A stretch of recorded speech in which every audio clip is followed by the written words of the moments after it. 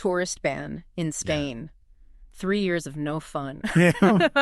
Wow. Sounds like something ripped straight from a disaster movie script, right? Definitely. Maybe you saw a headline just like that flash across your screen or, heard someone talking about it. Conjures up images of deserted beaches, barricaded hotels. Total shutdown. Exactly. But here's the real question, the one this deep dive is really designed to get at.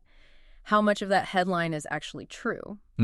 Because today we are plunging right into the fascinating and, frankly, often frustrating world of how Spanish tourism policies and the realities on the ground get twisted. Right. Amplified, sensationalized, particularly by certain media outlets. We've got a whole stack of sources for this mission, including a pretty detailed briefing document that pulls back the curtain. Yeah, and some really eye-opening excerpts, too, from a luxury travel blog called Luxure. That's right. And we're going to unpack what's genuinely happening on the ground versus, what makes for a splashy, often really misleading front page. And our mission for this deep dive, it's crystal clear, really. We aim to extract the most important nuggets of knowledge, the key insights, so you can truly understand why these negative narratives exist, what the truth is behind them, and what it all means. Not just for potential visitors planning their next escape, maybe thinking about Spain, but also for our broader understanding of how information is presented to us, especially in today's, let's face it, increasingly complex media landscape. Absolutely. We're not here to take sides, definitely not endorsing any particular viewpoint. Instead, we're here to illuminate the mechanisms of misinformation. Right. And help you navigate the often murky waters of modern media consumption, empowering you with a clearer, more factual perspective. I think that's absolutely vital because, look, this isn't just about whether your next holiday to Spain is ruined or, whether you need to scrap your travel plans. No, it's bigger than that. It is. It's about something far more fundamental. Yeah. Media literacy. It's about understanding how easily information can be skewed, how compelling narratives can be built out of, seemingly thin air, and why it's so crucial to look beyond the immediate attention-grabbing headline to grasp the true complexity of a situation. Yeah. Our goal really is to help you gain knowledge quickly but thoroughly, give you those aha moments of clarity without you ever feeling overwhelmed by the sheer volume of information out there. Right, cutting through the noise. Exactly. Whether you're actively planning a trip or just trying to stay well-informed in an age of constant information overload, what we're talking about today is incredibly relevant. Definitely. Because the patterns we'll uncover. They apply far beyond just travel news. So let's peel back the layers and get into it. Let's do it. So let's start with what our sources highlight as the kind of foundational problem here. This flair for exaggeration that British tabloids in particular seem to employ when reporting on Spanish tourism. Flair for exaggeration, yeah. Sounds dramatic, doesn't it? It does, but it apparently describes a masterclass in sensationalism and outright misrepresentation.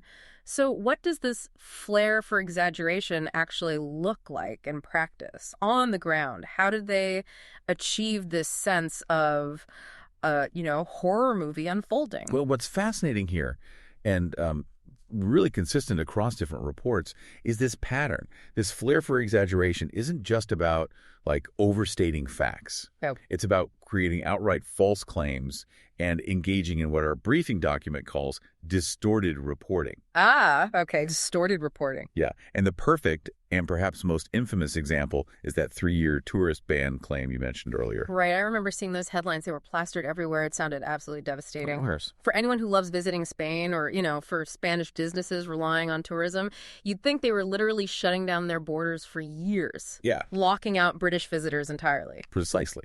And that's exactly the impression it was designed to create. Maximum alarm. But the reality, as confirmed by our sources and detailed in the official responses from Spain, is dramatically, fundamentally different. Okay, how different? Well, these supposed bans or restrictions, they were actually targeting specific short-term rental regulations in certain areas. Ah, short-term rentals. Like Airbnb and stuff. Exactly. Not a broad ban on tourists entering the country. Imagine a single city council in, say, a popular coastal town. Okay. Introducing new rules about how many nights an apartment can be rented out on platforms like Airbnb. Yeah. Or maybe requiring owners to register their properties. Right, like local council stuff. Happens everywhere. Exactly. That's a highly localized, often quite nuanced effort to manage issues like, housing affordability for residents, or maybe noise complaints in residential neighborhoods, things like that. Sure. So to then extrapolate that into a sweeping nationwide decree preventing any visitor from entering the entire country for 3 years. It's a monumental leap. It's a classic clickbait tactic, isn't it? Creating an alarming, completely untrue statement to draw immediate attention, knowing full well the truth is far less dramatic and, frankly, unlikely to generate the same level of clicks or shares. Yeah, local council adjusts bylaw isn't quite as catchy. Not quite.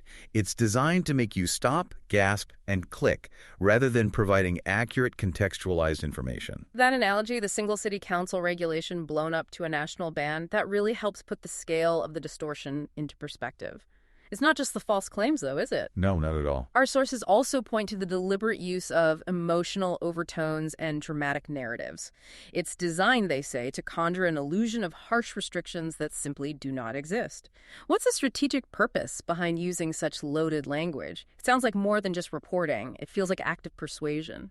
You've absolutely hit on a critical point there. The purpose is clear. This language is designed to provoke an emotional response and encourage readers to click, to learn more about the supposed crisis. It's less about conveying accurate, balanced information and more about generating immediate, visceral engagement. Right. Fear, anger, curiosity. Exactly. By painting a vivid picture of Spain as unwelcoming, hostile, or overly restrictive, using words like ban, crackdown, fury, or even war on tourists, these outlets are tapping directly into people's anxieties, fears of missing out, or simply their curiosity about a supposed dramatic upheaval. This approach fundamentally misguides potential visitors. And crucially, it undermines the true complexity of Spain's genuine efforts. They're trying to balance the undeniable benefits of tourism growth with the very real needs of local communities. Which is a tough balancing act anywhere. It really is. Spain isn't just unilaterally imposing restrictions for no reason. They're trying to manage this delicate balance, preserve their culture, ensure their cities remain livable for residents. But the sensationalized reporting, it just strips away all that nuance, making it seem like a hostile environment, rather than a country trying to implement thoughtful, sustainable policies for its long-term health.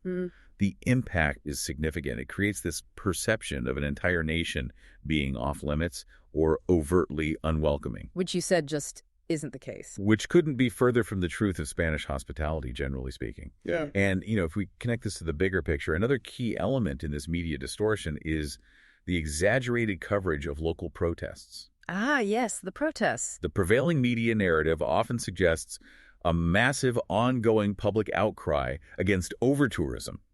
It implies that the entire Spanish populace is up in arms, actively campaigning against tourists. Yeah, when you scroll through news feeds, you definitely see images of demonstrations, people holding signs, and the headlines often imply this widespread, unified anger across Spain. It creates a very strong impression, doesn't it, that tourists are fundamentally unwelcome across the whole country. That's precisely the impression these reports are designed to create. It's powerful imagery.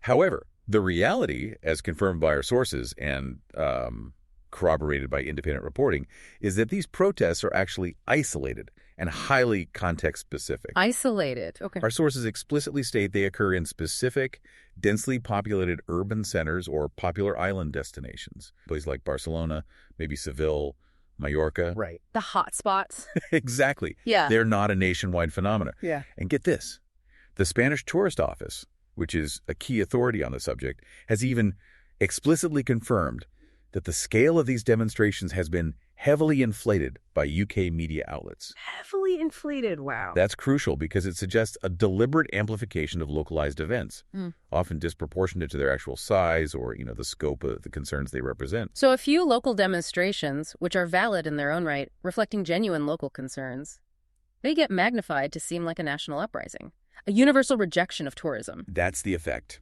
And I imagine the specifics of why people are protesting, the nuances of their grievances, that gets completely lost in translation, doesn't it? It's just framed as anti-tourist. Exactly. Crucially, the underlying issues such as housing affordability, environmental sustainability, and the preservation of local culture are often completely overlooked or vastly downplayed. Ah, okay. So it's not just go-home tourists. Not at all, or at least not primarily. When the media focuses solely on the anti-tourist angle, They completely miss the actual complex social and economic challenges that residents in these specific areas are grappling with. These protests aren't simply about disliking tourists. They're about the often overwhelming impact of uncontrolled mass tourism on everyday life for locals. Think about it. In many popular city centers, the proliferation of short-term rentals. Airbnbs again. Yeah, it's drastically reduced the availability of long-term housing. It drives up rents to unaffordable levels for local residents. Imagine a multi-generational family being priced out of their neighborhood. Yeah, that's tough. Or essential workers being unable to live where they work because every available apartment is converted into a tourist rental.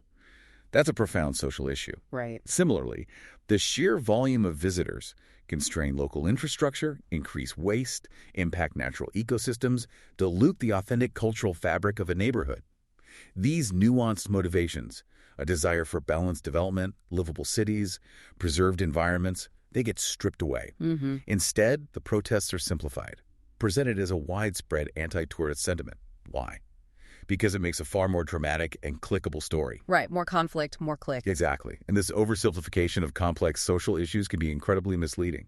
It fosters a perception of hostility that most Spanish citizens simply don't share. Okay, here's where it gets really interesting, maybe even a bit more cynical. It's not just about what makes a good headline or a catchy soundbite. Our sources suggest there are potential political currents beneath some of this reporting. They mention that some of these negative narratives about Spanish tourism appear to be influenced by post-Brexit tensions. Ah, Brexit. Okay. Yeah. What exactly does that mean for how these stories are framed, and what would be the motive behind that? This adds a fascinating and, somewhat unsettling layer of complexity. The theory, as outlined in our briefing documents, is that with the UK having officially left the European Union, there might be an underlying, perhaps even subtle motivation to sway British opinions about international travel. Right. This isn't just about reporting the news. It's potentially about shaping a public mood, maybe encouraging a shift in travel patterns away from the EU.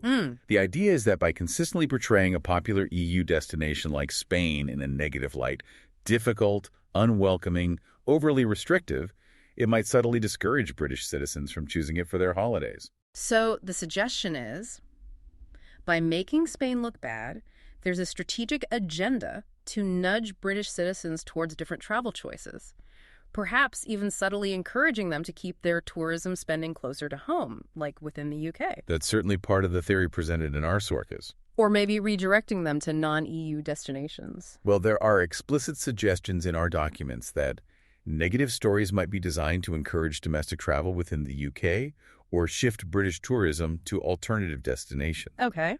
And what's particularly striking here is that our sources specifically name Morocco and Turkey as potential beneficiaries of this redirected tourism. Morocco and Turkey, interesting. Yeah. This implies a strategic, almost economic and geopolitical motive behind some of the media's negative framing.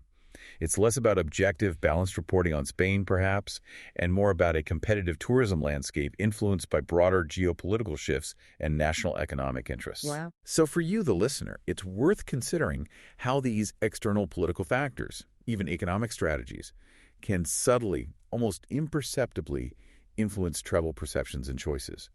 Even when you're just looking for holiday ideas or reading the news, it's a reminder that news isn't always just a straightforward report of facts. Sometimes it has deeper hidden currents and aims. Goes back to that media literacy point again. Absolutely. Recognizing that not all information is delivered with purely objective intentions.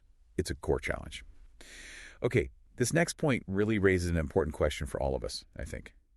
When new regulations are introduced for clear, understandable purposes like enhancing safety or improving efficiency, why are they so often framed in an overwhelmingly negative light by certain media outlets? And what's the actual cost of that misinterpretation, not just for the destination, but for the traveler themselves? Right. Our sources highlight this phenomenon, specifically regarding Spain's new tourist registration system, requiring additional personal information. Yes, I remember hearing about that system. It seemed to spark a fair bit of concern, maybe even outrage, particularly within the UK press. How exactly was it portrayed? Well, it was almost immediately labeled as invasive and Big Brother-like in the UK press. Big Brother-like? Okay, that's loaded language. Extremely. It sparked widespread controversy. That framing immediately conjures images of an intrusive state, doesn't it?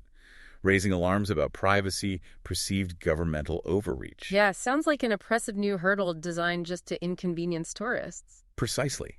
However, the true intent behind these measures, according to our comprehensive briefing document, is actually multifaceted. They are intended to enhance safety and streamline the visitor experience. Enhance safety and streamline. How? Well, this system allows authorities to know who is in the country, which is vital in case of emergencies.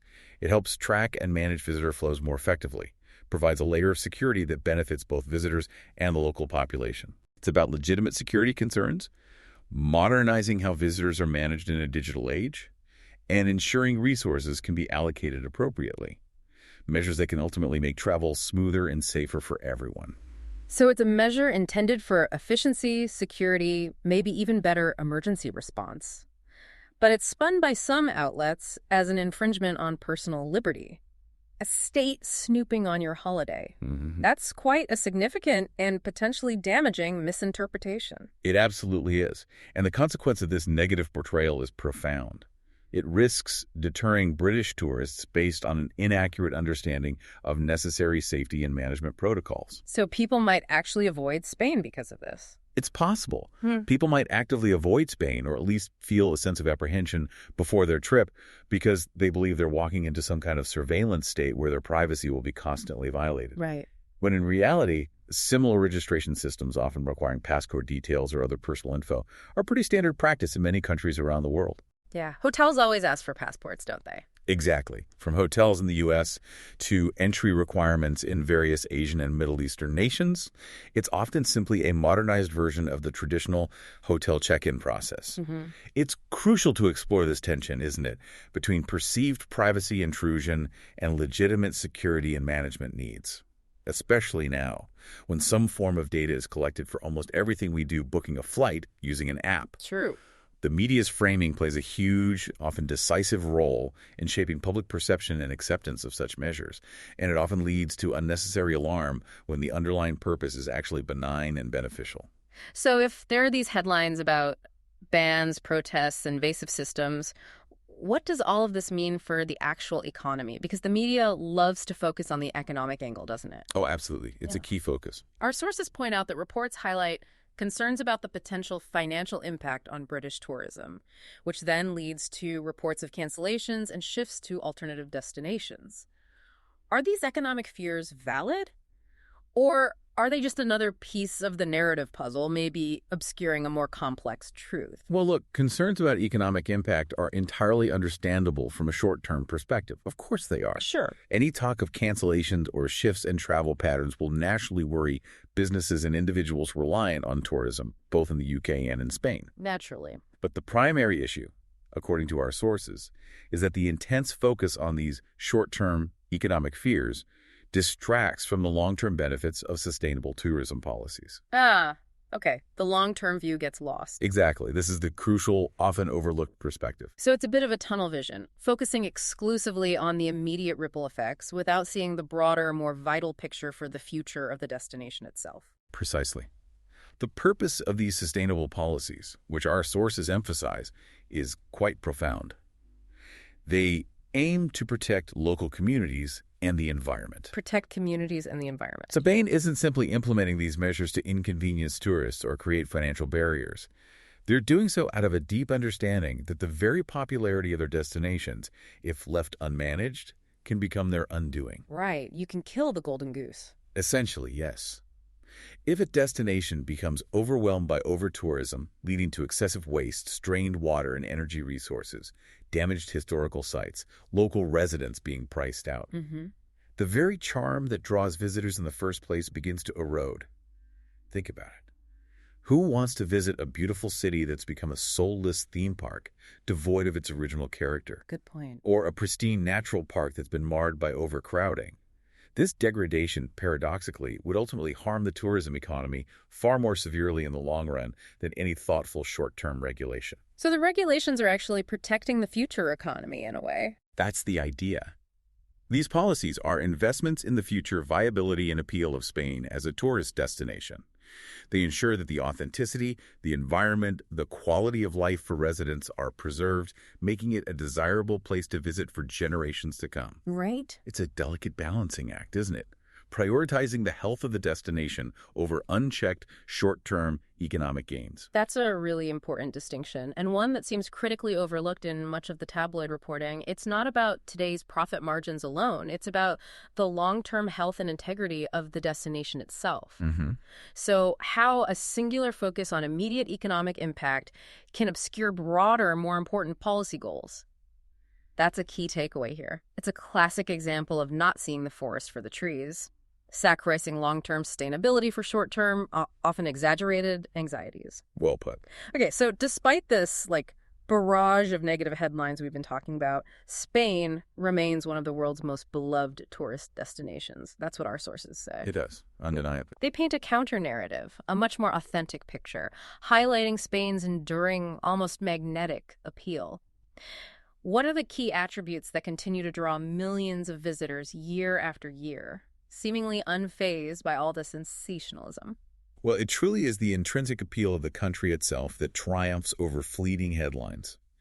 Our sources highlight Spain's warm hospitality, vibrant traditions, and an unparalleled passion for life. Passion for life, yeah. These aren't superficial qualities. These are deeply ingrained cultural elements that media headlines simply cannot erase. When you visit Spain, you experience this firsthand, don't you? You do. The genuine welcoming nature of the people, the rich tapestry of its history woven into every city and village, the incredible diversity of its regional cuisines, the lively atmosphere of its plazas and festivals. Yeah, that unique Spanish zest for living. Exactly. It's a sensory experience that resonates deeply. And are there specific regions that really exemplify this? Perhaps areas that, despite being highly popular, still manage to preserve that authentic charm? I know the Luxure blog that we're drawing from focuses heavily on certain areas, right? Gives us a specific lens. Absolutely. The sources specifically mention Mallorca and the Balearics as particularly appealing regions, places that have successfully navigated the challenges of popularity. Okay, Mallorca and the Balearics. Yeah. The Luxure blog, for instance, often delves into how luxury brands like the Luxure curate bespoke experiences that truly capture the essence of Mallorca and the Balearics. Bespoke experiences, right. They highlight that these regions manage to offer both the timeless charm of its cultural heritage and the innovative spirit of modern tourism management. Okay, so heritage and modernity working together. Exactly. This means that even with new regulations, even with efforts to manage visitor flows, the core of the Spanish experience, the authentic culture, the warmth of its people, the natural beauty is not only intact, but actively preserved, even enhanced sometimes by thoughtful, sustainable management practices. It's about ensuring visitors can still have those authentic, memorable experiences that transcend any fleeting negative headline. And often, the luxury market is actually at the forefront of demonstrating how to integrate high-quality tourism with local preservation. Interesting point. And, if we connect this back to the bigger picture, Spain's enduring appeal isn't accidental. It's not solely due to its natural beauty or climate. It's actively reinforced by its balanced policies for sustainability. Okay. The core philosophy here is crucial, and it's often completely misunderstood by sensationalized reporting. Spain's regulatory measures are designed not to restrict tourism, but to ensure a sustainable balance between visitor influx and local quality of life. Not to restrict, but to ensure balance. That's a key difference. It's a fundamental point that is routinely lost in the tabloid narrative. These aren't punitive measures designed to simply keep people out or to make travel more difficult. No. They're strategic long-term moves designed to preserve the very thing that makes Spain so appealing in the first place. They're trying to prevent damage, not inflict it. Right. So when we talk about sustainable tourism policies, what that truly entails is a comprehensive approach, minimizing the negative environmental, social, economic impacts, while simultaneously preserving cultural integrity, ecological processes, and ensuring long-term economic viability. These are incredibly complex goals to achieve, especially for a country as globally popular as Spain, attracting tens of millions of visitors annually. Huge numbers. Huge. Therefore, these policies are critical for preserving local communities and the environment, ensuring long-term viability for both residents and future generations of visitors. Makes sense. Without them, over-tourism could damage historical sites beyond repair, strain already precious water resources, inflate housing prices for locals to untenable levels, displace traditional businesses. Yeah, the list goes on. And ultimately diminish the authenticity and charm that draws tourists in. The goal is to avoid that death by a thousand cuts scenario, where unchecked popularity slowly but surely destroys the very essence of what made a destination special. It's about protecting the goose that lays the golden egg, like we said, ensuring that the short-term gains don't compromise the long-term health of the entire ecosystem, both natural and cultural. Precisely. And that's a nuanced story that definitely doesn't fit neatly into a ban headline, does it? Not even close. Yeah. And so, based on our deep dive into these sources, we can confidently reaffirm that the true lived experience of Spain is one of vibrant culture, warm hospitality, and a rich heritage. And importantly, that this experience is underpinned by responsible regulatory measures designed for long-term sustainability. This raises an important question for all of us, really. How can destinations manage the sheer volume of tourism while preserving their essence for future generations? Yeah. And how does that effort often get so profoundly lost in media translation? It's a monumental challenge, and Spain is actively and thoughtfully trying to address it, even if those efforts are sometimes grossly mischaracterized. Yeah.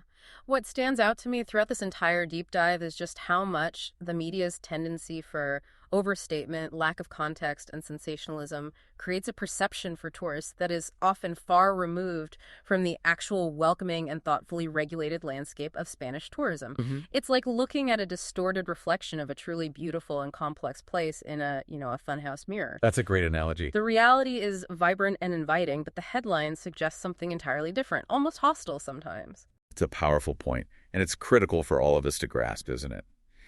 The information we consume daily shapes our reality, our perceptions, and ultimately our decisions. Absolutely. And when that information is skewed, exaggerated, or outright misleading, it has real-world consequences. From discouraging travel and harming economies to fostering profound misunderstandings about a country's intentions and values. Right. This isn't just about Spain. It's a microcosm of a much larger challenge in our information-saturated world. Which is exactly why we wanted to empower you, our listener, to look beyond the headlines. Yes. To truly appreciate the genuine allure of destinations like Spain, to understand their policies, and to make informed decisions about your own travels. It takes a conscious, active effort. You have to seek out the nuanced, factual picture. Dig a little deeper. Yeah. It means questioning those alarming headlines, asking why and what's the full story, and being willing to dig a little deeper than the clickbait. Our sources underscore that Spain successfully blends tradition with modernity in a way that captivates visitors from around the globe. It does. It's a country that's evolving, managing its immense popularity responsibly, and doing so while retaining its incredible warmth, charm, and unique cultural identity. That's a far cry from the Big Brother, tourist ban, and anti-tourist uprising narratives we started with at the top of the show. A very long way from that. So, to recap then, our deep dive today has truly uncovered this significant gap, hasn't it, between the sensationalized, often misleading media portrayal of Spanish tourism, particularly from certain British outlets, and the nuanced, thoughtful reality on the ground. Yeah, a huge gap. We've seen how this distortion is driven by various factors, from simple clickbait tactics and exaggerated reporting on specific, localized protests, to deeper geopolitical currents and profound misinterpretations of necessary regulations designed for long-term sustainability. It's a complex web that, unfortunately, often obscures Spain's genuine efforts towards fostering sustainable, welcoming tourism. And for you, the listener, we want to leave you with a provocative thought to mull over. One that extends far beyond just travel. In a world saturated with information, where headlines compete fiercely for your attention, how can you actively discern fact from sensationalism? Not just when planning travel, but in every aspect of consuming news, whether it's about health, politics, technology, anything. What responsibility do we all share in critically evaluating the information we encounter? Right. In seeking out the real picture to avoid being misguided by misleading narratives that prioritize drama over truth?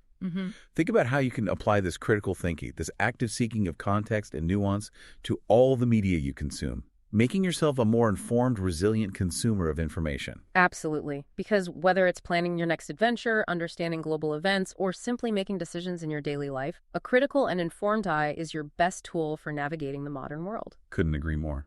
So go forth, explore, and observe the world around you with that more critical lens, especially when it comes to destinations that might be unfairly characterized. Thanks for joining us for another deep dive.